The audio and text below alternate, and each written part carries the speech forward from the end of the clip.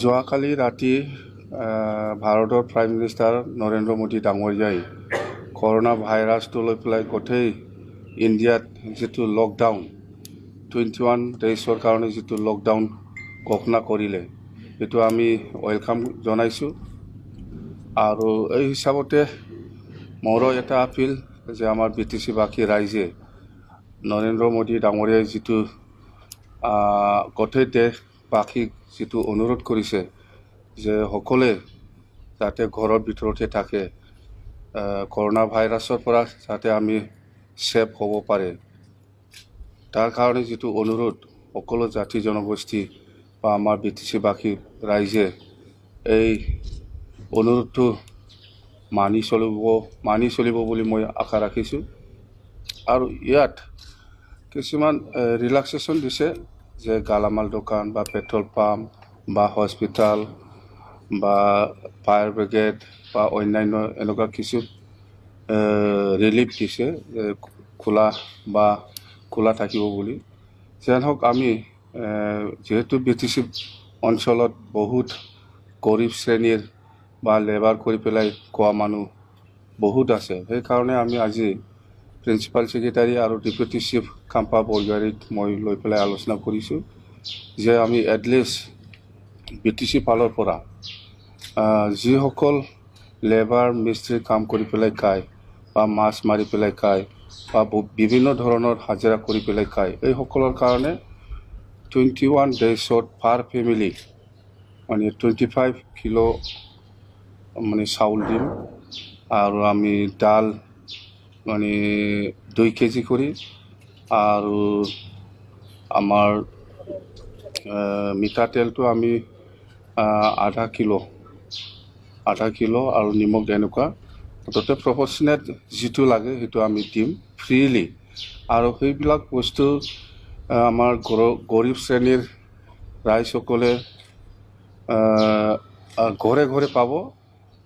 সেইটো ঘৰে ঘৰে যাই পেলাই আমি দিম।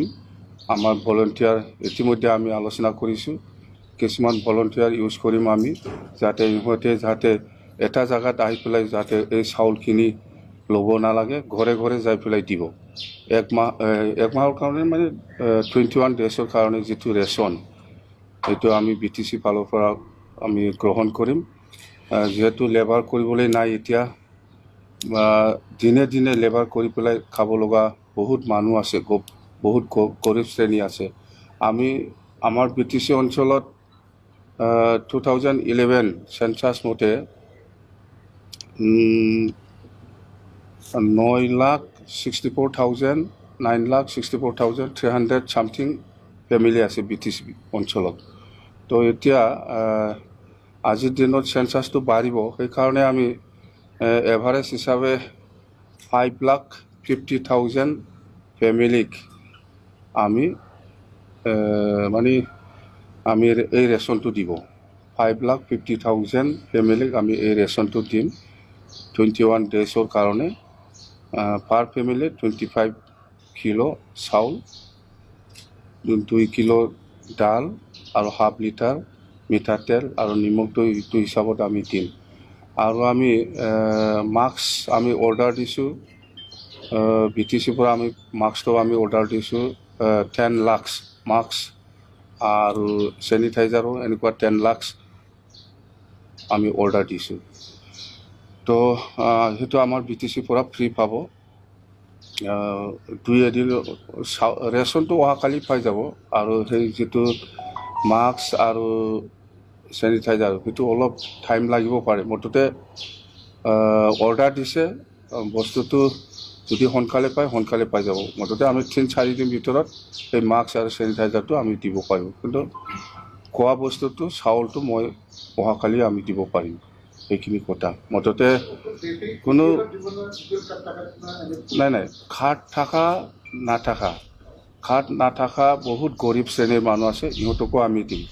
খাট থকা হ'লেও পাব, নাথাকিলেও পাব। মুঠতে গৰীব শ্ৰেণী আমাৰ গাঁওবুঢ়াসকলে জানে নিজৰ গাঁৱৰ কেইটা ফেমিলিয়ে হাজিৰা কৰি পেলাই খায়, বা আমাৰ গাঁওবুঢ়াই জানে নিজৰ গাঁৱত কেইজন ৰেচন কাৰ্ড আছে।